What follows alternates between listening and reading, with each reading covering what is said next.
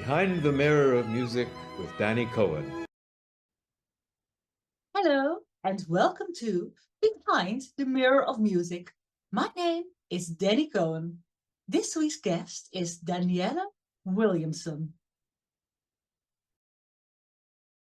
Dan'yelle Williamson became part of the Wicked cast when she was fresh out of college, as part of the ensemble and the understudy of Elphaba. Her strong, versatile vocals quickly made her a favorite with fans of the show.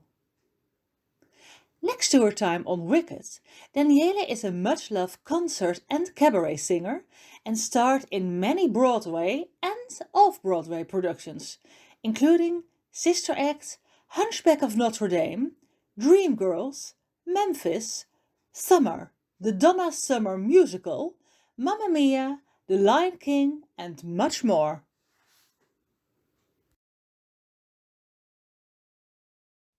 I hope you will enjoy the show. Hi, Danny. Hello. How are you? I'm good. All right, ask away. Okay. What are you doing right now in your life and career? So currently, I am teaching at two studios, one of which I'm sitting in right now, YoBK in Brooklyn, and I teach at another studio near my house in New Jersey. My husband and I moved to New Jersey um, almost a year ago. January 13th is our anniversary. It's coming up for moving out of the city. And so I still audition from time to time, but I really have decided to kind of sort of pivot my focus to teaching. Um, as you know, the theater industry really shifted like quite a bit after COVID. So it's complicated. It's a complicated thing to talk about because I still very much love performing. Um, but the opportunities are just, I haven't aligned with that next opportunity. So I really have made a big career shift in the last 3 years to focus on teaching yoga. Okay, it seems that a lot of musical theater people like to shift to yoga somewhere in their career. Is that something that has to do with movement that you use in musical work that you can bring to yoga? Yeah, I mean, there's definitely an element of movement. I think for me, it gave me balance. I came to yoga at a time where, coincidentally, a show that I was doing at the time was closing on Broadway, and I had gotten so accustomed to that schedule of doing 8 shows a week that when it stopped, I felt a little lost. I felt a little misplaced. Um, so I found yoga. It was something I'd always been like curious about, but never truly pursued until my show closed. And then I was like, okay, I'm the type of person that thrives off of routine. I definitely need that. So I decided to start taking classes online, like just from YouTube, like from various instructors. And then I found that it gave me a sense of calm and peace that was missing from my life. Um, Being a performer, you know, it's a very active industry, a very active practice, and you don't get a lot of time to like pour back into yourself to like take care of yourself because you're constantly going. So um, when I found this practice, it was at a time that things were just like really uncertain, and I needed focus, I needed grounding, and so it's been a bit of a like I feel like I aligned with another purpose beyond performing, because I get to help others like discover their strengths and uh, their need for pouring back into themselves, you know. When you began, how did you fall in love with music and theater? So it started very, very young. I grew up in Florida, in Tampa, and so I didn't have a lot of exposure to theater growing up. Uh, I started singing in church. That was kind of where I started singing, and then the acting and dancing came later. Um, I'm going to give you the abridged version because a lot has happened, and I'm 40, so lots of has happened in my time on this earth. Uh, so I started singing in church, and then I got into a school choir in the 5th grade. I had my first solo. I started competing. You know, when I got to high school, I went to a performing arts high school, and I started to compete in competitions to win scholarships for college. And I ended up getting a full ride to the Boston Conservatory and decided that after college, I wanted to pursue this as a career. I wasn't really sure because I had a lot of people in my ear saying, not my parents were always very supportive, but I had a lot of people in my ear saying, oh, it's really hard.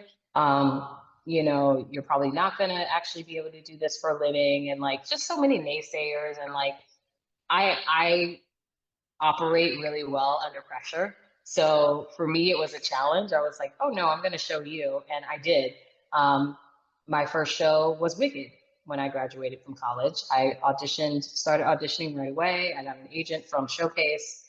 And so music has always been an integral part of my life. My dad has a crazy record collection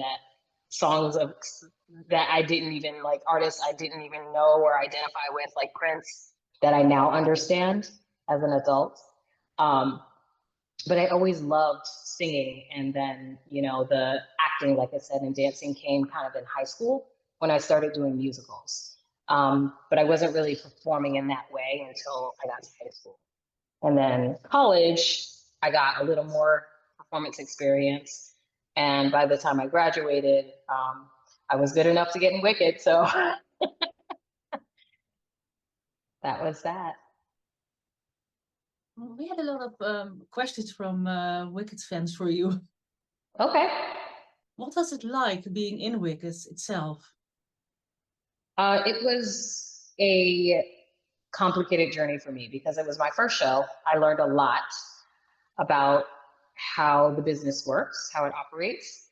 I learned a lot about politics in musical theater, especially in the industry, within the industry as a whole.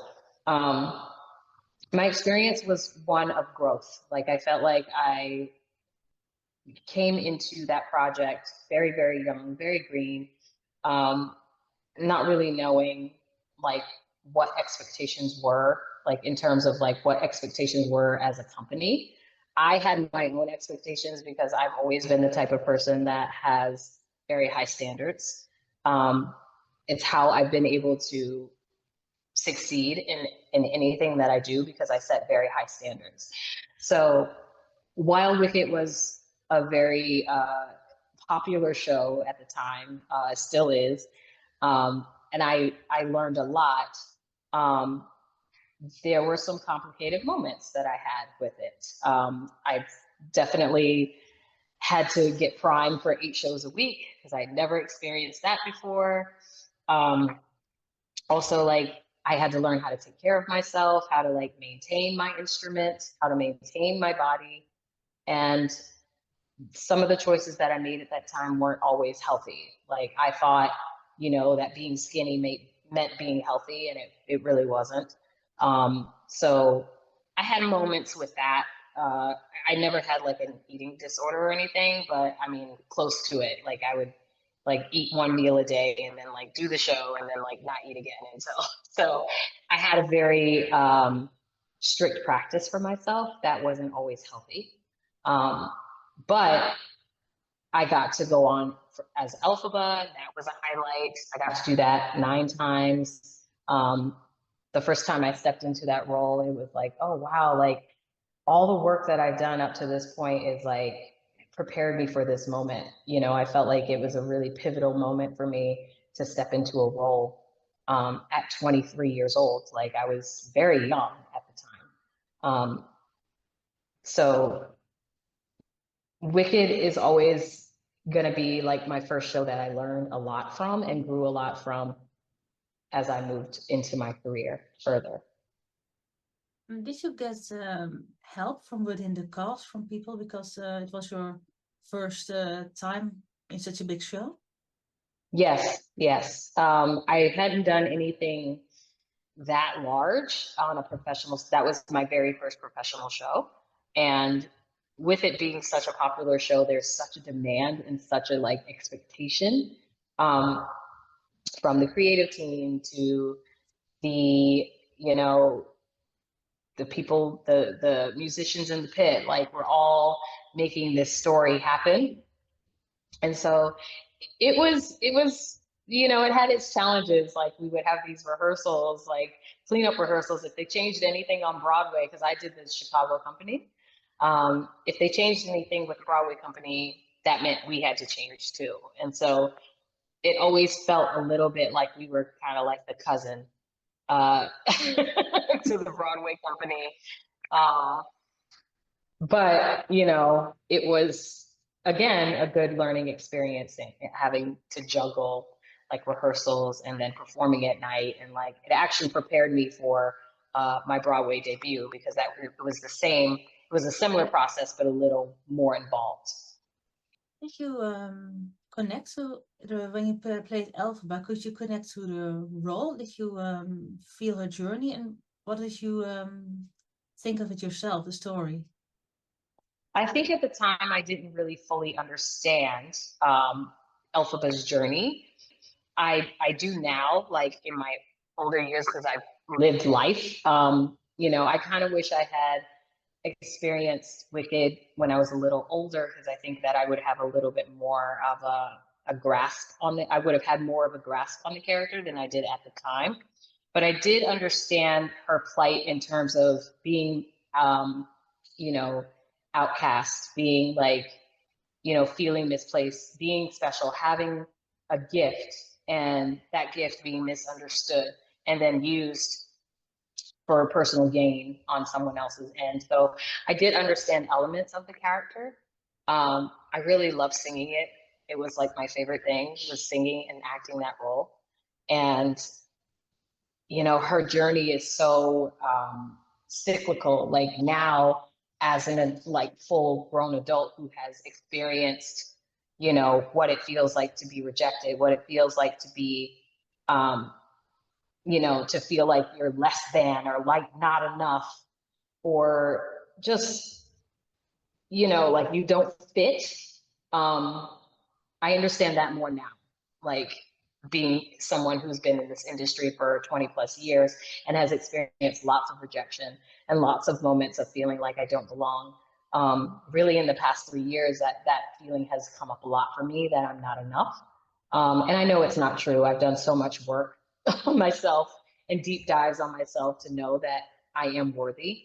And I love Elphaba's character because she is powerful, she is strong, but she doesn't know it yet until she starts to open her eyes to the world around her and see how things really are. And then it's like there's something that clicks in her that, oh, actually, like I have the power to change anything and be anything. And I think that that was the piece that was missing for me when I did the role at 23. I would certainly be able to tap into that now. Would you play the role again if the opportunity came? Yeah, I would, only for a short amount of time, because it's an extremely demanding role, and I have a life now. Outside of performing, I'm married. My husband and I are building our own business and pouring into our dreams, you know, beyond performing, because he's also a dancer and has a dance background, used to dance with Garth, and he taught at Alvin Ailey, and like, so he's got his own artistic journey that he has fulfilled and is continuing to fulfill. So yes, I would, but it would have to be for the right amount of money. It would also have to be the right length of time. Did you get to see the movie? I did. Yes, I did. And I didn't have any expectations, I'll say that, because having done the show, so many years ago, I wanted to go in with an open mind. I wanted to go in with an open heart. And I was surprised at how emotional I got when I, when I saw some parts of the movie that I remember from the show. And, just I think they did a really, really awesome job. Really awesome job embodying these characters, Ariana Grande and Cynthia Erivo. And also, I'll say this, like, such a gift to be alive during a time when there is an Elphaba that is a person of color, because that has always been a thing for whatever reason. It's always been like there's been resistance to putting a woman of color in that role full time. And it's like, I think that, not to assume that like putting a person of color in that role is going to understand better who Elphaba is, but there's a complexity about that character that is necessary. And having someone who can like immediately identify with a character like that makes it even more powerful and palatable. It's something that I wish happened sooner, but I'm glad it's happening now. And I believe that this movie has really allowed people to see the entire complexity and depth of what this piece is. Something that can only be, told in this way on film. Also, that's why Wicked is going to have such a bigger reach, like with a movie, in a movie form, because you can go and see a movie for much cheaper than you can a show on Broadway. But you do get both parts right away. Gotta wait for part 2. Do you have any dream roles in the future that you would love to do if you had a chance? I've been thinking about this question a lot. It would have to be something incredibly special. And I don't think that role has been written yet, for me. I've played many roles in my life, in my lifetime, in terms of the time that I've poured into, performing and being a part of the industry. And when I think about the shows that are out now, there are a lot of roles that I could do, that I could play, but would I feel connected to them? So I mean, there's one role that I feel I could play, but I don't know. I don't know. Norma in Sunset Boulevard. I definitely still would love to play Aida somewhere. I don't know if that show is even being done anywhere anymore. It wasn't the Netherlands, but not much beyond that. Yeah, I don't think that show's really done anymore. But yeah, it needs to be something original, something that I resonate with, that allows me to be me, but also like dive into a character that is strong, that is complex, that is also vulnerable and warm and has insecurities. Like, I want to play a full ranged human being, essentially. And that role doesn't exist right now for me. What were some of of your favorite roles from your past? One of my favorite roles, Sister Dolores Van Cartier from Sister Act. So much fun. Probably the most fun I've ever had on stage.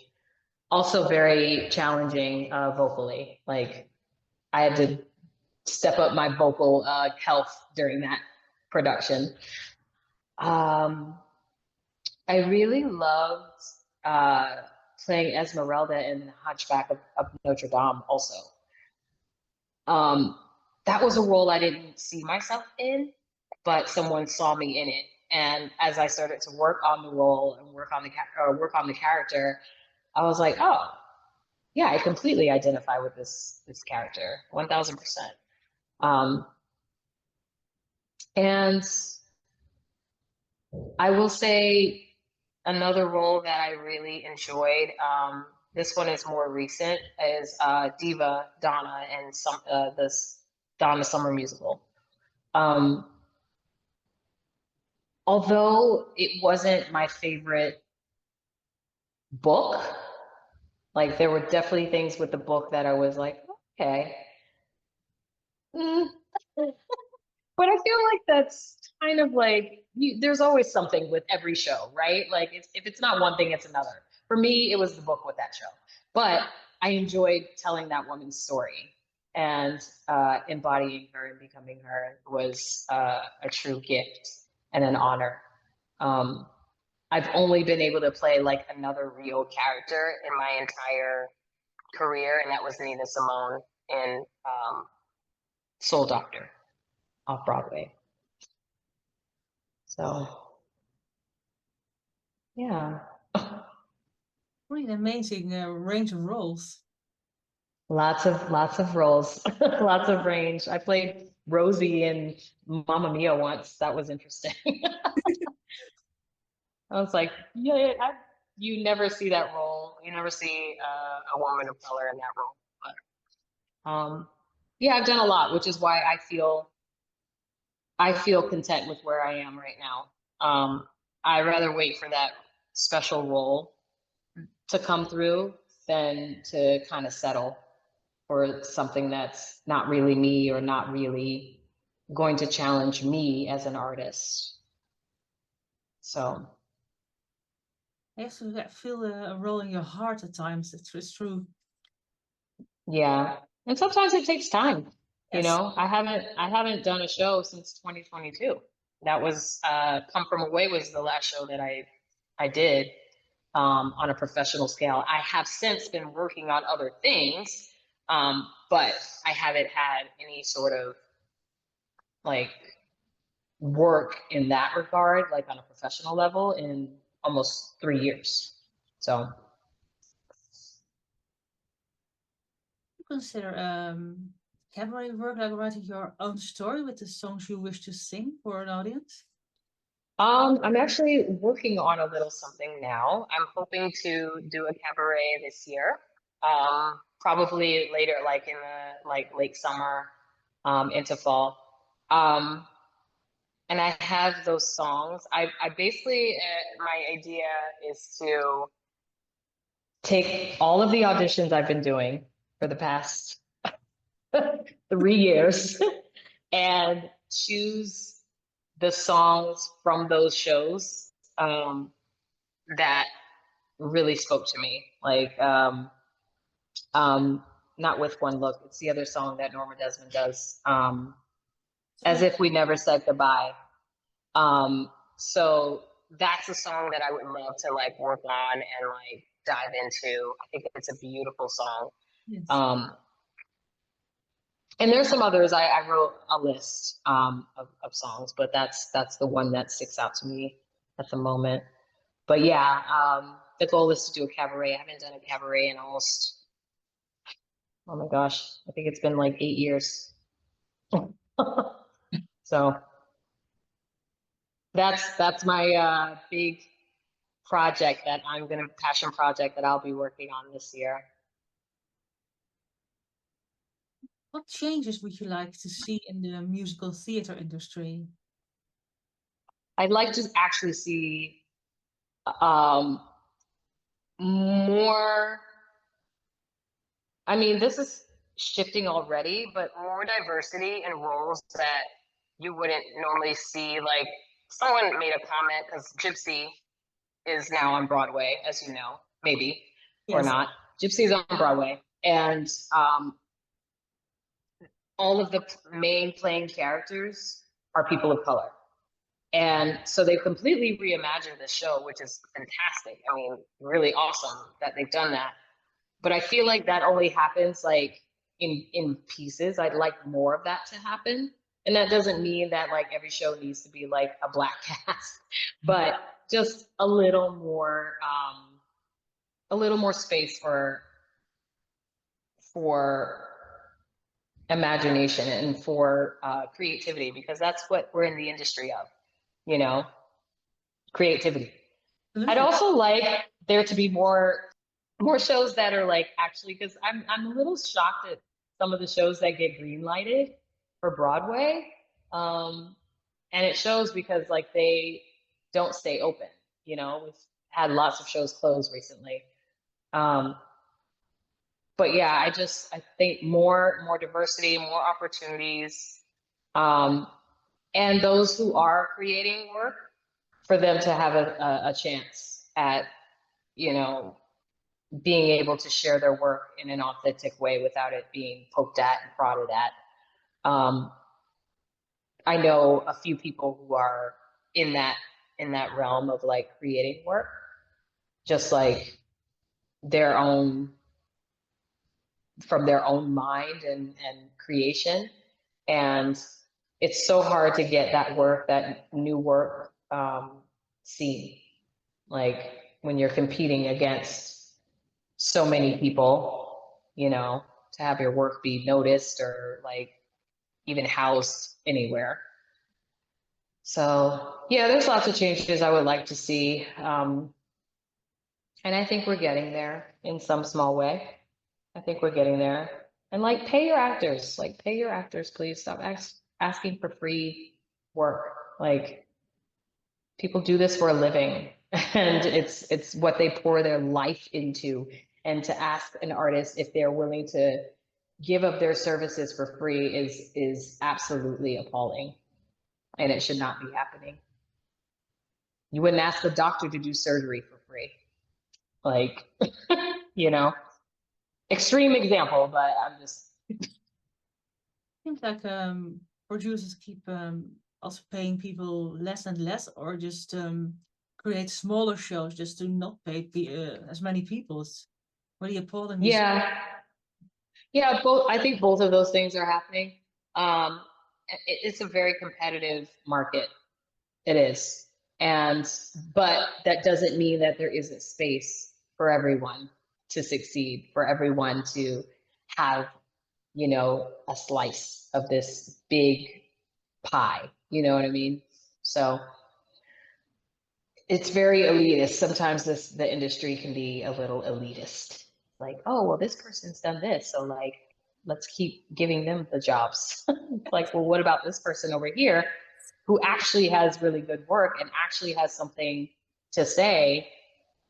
They may or may not get a chance next to someone who is known in the industry or is like done things. But it's like everyone has to start somewhere, because that person that's been in the industry doing the things and gets called for everything started somewhere as well. So putting that in perspective. Yes, or the movie or TV stars who get in place of the long working theater actors. Oh yeah, Yes. it's happening. It's happening all over Broadway. I mean, Michelle Williams is in Death Becomes Her right now, playing Viola Van Horn, like one of the characters. And um, when The Wiz was on Broadway, they had Deborah Cox, and you know what I'm saying? Like they're pulling people from like stars to like be a part of these shows to sell tickets. And I'm not saying that neither one of those women was capable, but what happens sometimes with when you pull stars or famous people into projects is that they don't really know the stamina that's needed for an 8 show a week production.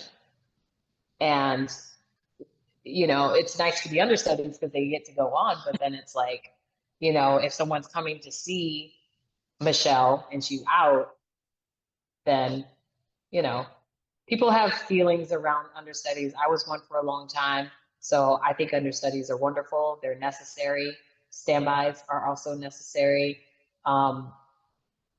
Yeah. Oh, yeah. Nicole is on Broadway right now in Sunset Boulevard. So, yeah, that's like the new trend. I don't know how long that's going to go on, and I know why they do it, but it's like, and if they're capable, wonderful. But some are not as capable, and it changes the show when they're out. So, not in a bad way, it just changes the show. Because well, it is one of the reasons that there's this problem people have these days with the ticket prices, because keep going up. Yeah. We should. That's another thing. Affordable. I mean, the thing is they've got to pay everyone, right? They've got to pay everyone. Um, so the ticket prices are priced where they are because they have to allocate monies to different places. Obviously, they have to pay for the space that they're in, which I don't even know how much that costs. But there are lots of costs involved with running a show, anywhere, not just on Broadway, anywhere. And so ticket prices are matching what the demand is right now, unfortunately. And it's very expensive, I know, because I only go to see shows on lottery tickets. I play the lottery and see what happens. And if they got a deal or a special running, I'm picking up that special or that deal because $200 is not in my budget to spend to go see the show. It's just not. So. Is there anything you wish to add to the interview that hasn't been asked or that you want the world to know about? Yeah, maybe just to, like honor your truth, continue to like follow your path. I think that it's easy to get caught up in, I'm speaking, about myself. It's easy to get caught up in the industry and caught up in the rejections and caught up in the things.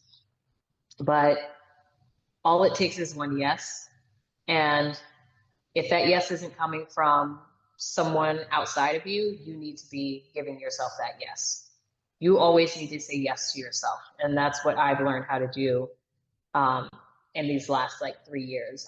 I've learned to say yes to whatever it is that I want to pursue and know that I don't have to limit myself to just one thing. You can be truly limitless, as they say in the movie, as they say in Wicked. You're unlimited. She's unlimited, and so Elphaba, I mean, and so as artists, it's important for us to continue to remain curious and to continue to pursue every and anything that our little hearts desire, because there's a big world, and you don't have to be this small to be a part of it. So that's it. Thank you so much for this lovely interview. It was such a joy to You're hear welcome. about it. Thank you. Thank you for having me. I appreciate it. Thank you, Dannii. Thank you and have a fantastic day. All right, you too. Take care. Bye-bye. Bye. Behind the Mirror of Music with Dan'yelle Cohen.